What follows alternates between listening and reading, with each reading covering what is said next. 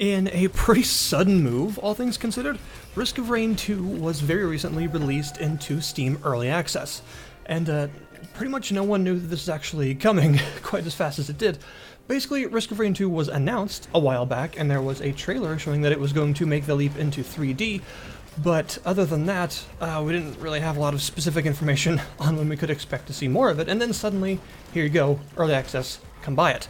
And it actually had a really, really cool deal as well, and on the first, sort of its launch weekend, more or less, it had a buy the game and get a free copy to give to a friend sort of deal, which is extremely generous if you think about it, because, you know, you're buying the game and they're giving you their brand new game for free, an extra copy of it. So obviously this being very sort of, I wouldn't say multiplayer focused, but with a really, really good multiplayer mode, that is was a very tempting deal for a lot of people, and so a lot of people took it. So Risk of Rain 2 is of course the successor to Risk of Rain. So what was that? Well, Risk of Rain came out back in 2013, I believe, and it was a rogue-lite 2D platformer. Back when the sort of rogue-lite scene had really only just recently taken off and was on the way to the form that you see today. It wasn't nearly as crowded, and back then it was pretty interesting to see other games doing the whole, you know, permadeath, unlock things through multiple runs, get new items to make yourself stronger thing, and Risk of Rain was one of the only ones to do it in the form of a 2D platformer. Rogue Legacy being another game that was very popular in that vein, and it was extremely good. It had fantastic music by Chris Christodolo, who I don't know if I'm pronouncing his name correctly, so I'm sorry, but absolutely amazing soundtrack to the point where they actually sold it separately, and you can find it on Spotify and things like that. Very well worth a listen. Really good. And it did the whole thing with this pretty unique 2D art style that looked very, I wouldn't say Spartan, it was not simple at all, but it was very, it was kind of flat, purposefully so, and everything had a very specific silhouette. You know, every enemy, every character, to the point where the actual character unlock screen was specifically just silhouettes, and that gave the game a really unique feel. Along with the music, the atmosphere of the game was really something different, and I think a lot of people at the time really appreciated that, which is why it was kind of a bit of a runaway success. I don't think that the devs actually expected to receive as much praise as they did, and it was a fantastic game. It was essentially based around using a character. There were many characters, most of which were, or pretty much all of which, except for the first one, was unlockable through various means. And each character had a sort of almost like a MOBA-like set of abilities. You know, each character was designed around a very specific thing, and the abilities that they carried with them were relating to that thing. And so they had kind of a really set moveset and specific things that they were meant to do and sort of be done with, in terms of, you know, which ones were their defensive capabilities and what were their offensive capabilities and things like that. Things like that. They were very specific. And then get items, you know, throughout your runs. Grab a bunch of items in a run and try and make yourself as blatantly overpowered as possible. And to be honest, Risk of Rain was actually the first game in the roguelite genre that I ever played that actually let me feel that OP, that actually let me build myself to feel that strong. But you also needed it, because how the game operated was it was on a pretty unique difficulty system. So basically there are 3 difficulties when you actually start the game: easy, medium, and hard, which are themed as drizzle, rainstorm, and monsoon. But the actual in-game difficulty was separate from that. That was only like a sort of overarching difficulty. What actually happened in the game is there's a timer when you start, and this timer counts up, not down, so you don't have a limited time to do everything. And as the timer counts up, in the top right of the screen, there's a difficulty meter that rises steadily and never goes down. So as you play the game, it just gets harder and harder and harder, and more enemies spawn, and more elites spawn, and multiple bosses can spawn, and all sorts of stuff.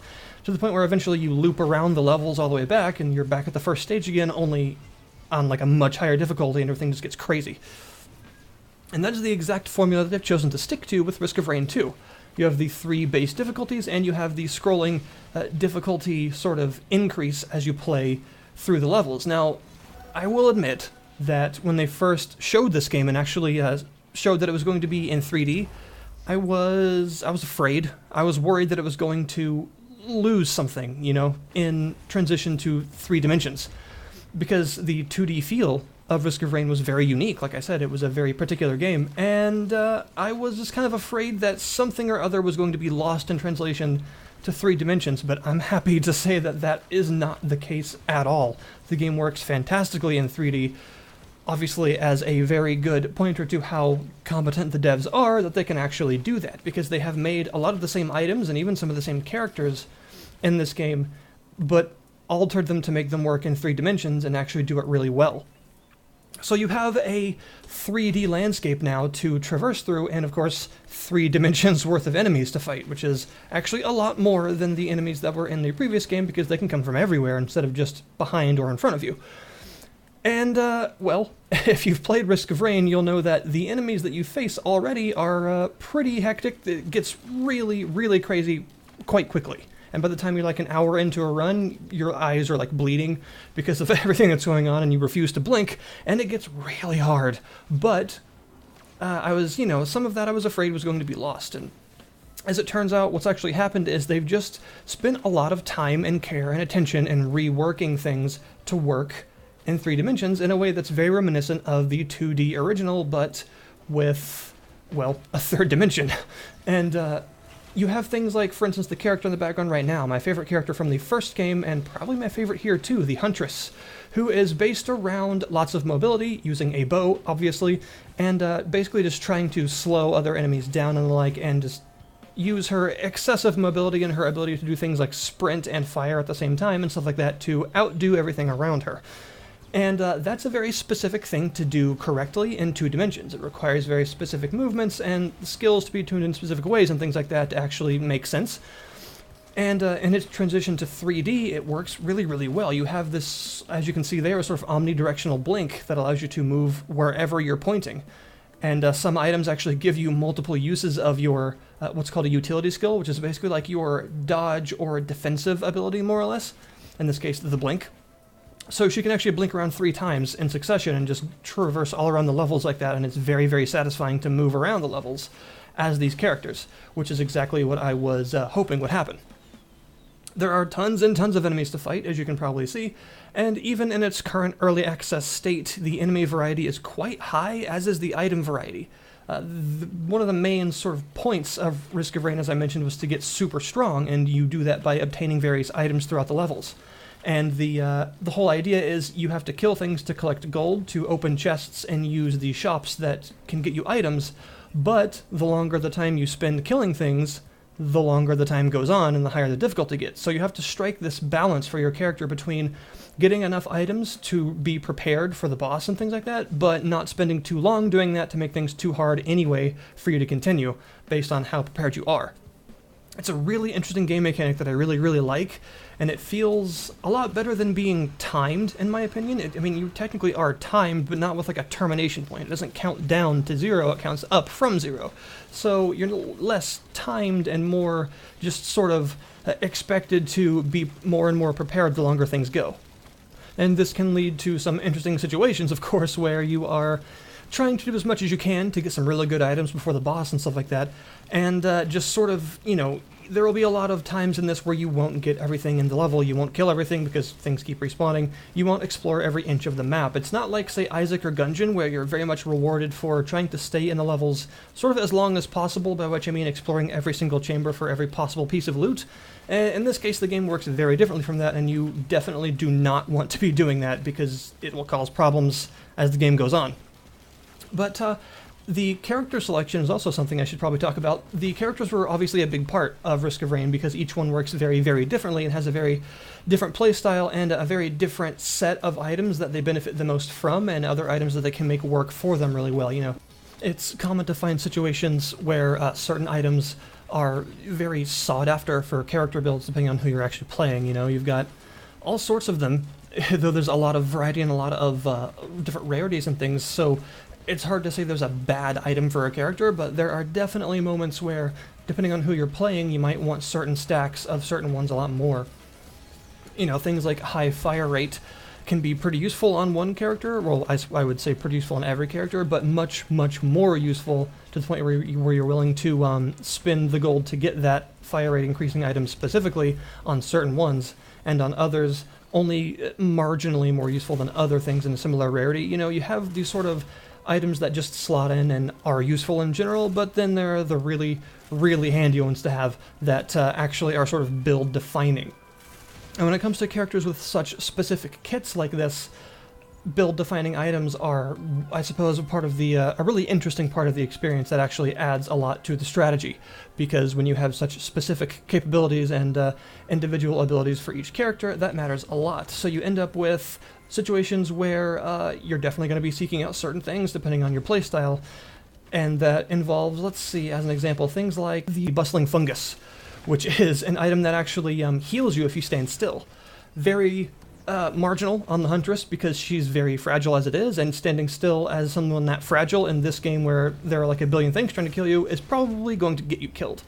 But as, say, the NG, that makes his turrets and himself, when standing in his shield like this, start regening, because of course his turrets aren't mobile, they can't move, so they will always be regenerating you as well if you stand close enough to them. So it's an okay item on the Huntress, but it's an excellent item, like almost required on the Engineer. So you have various builds like that make the game a lot more varied and interesting, and that of course makes the necessity of the characters themselves being interesting and unique a big deal. So in regards to that original point, the original sort of cast from Risk of Rain, some of them have returned and some of them are new characters, like for instance the Artificer, which I think is a new character. I don't remember her in the first game, so I could be wrong, but I think she's a new character in this one, and she's sort of like a glass cannon nuker sort of character that has like no defensive capability whatsoever and is very, very item dependent because of that, but in my opinion is extremely fun to play. I like her a lot. And some other kind of fan favorites are hinted at maybe returning, like for instance Acrid. I really liked Acrid or Acrid from the first game, probably my second favorite character. Really fun sort of mutant character with a lot of melee attacks, and based on lots of damage over time effects and things like that. Really fun. But that character is currently not in this game, and we're not sure if they're going to make a return, but there's also another possibility that instead it will be like a spiritual successor to that style of character instead, which is what happened to Handy, who was a robot from the first Risk of Rain. Very, very fun character to play. Now, although Handy is not in this game, a new robotic character that relies on transformations and multiple item usages and things like that, called Multi, is sort of like his spiritual successor slash replacement. So we have a case where there are several, as of yet, not finished characters that aren't in the game and can't be unlocked yet, and some of which may be fan favorite characters, some of which, because they are adding new ones to this game as well, may be sort of reinterpretations or spiritual successors on characters that we've seen in the past. Overall, that makes for a really cool cast, though, and they have definitely kept that sense of uniqueness and very much differing build strategies and the like in this game as a result. Chris Christodoulou, again, sorry, has returned, of course, as this game's composer for the music, and the music is just as incredible as the first. It has a very unique atmosphere to it, and it sounds extremely great, and honestly, if they have a soundtrack for this sold separately at any point, I'll probably end up getting that, because it's really good. And they've also did a bit of an interesting thing in that the maps are not randomly generated in general this time. A lot of roguelite games randomly generate the levels.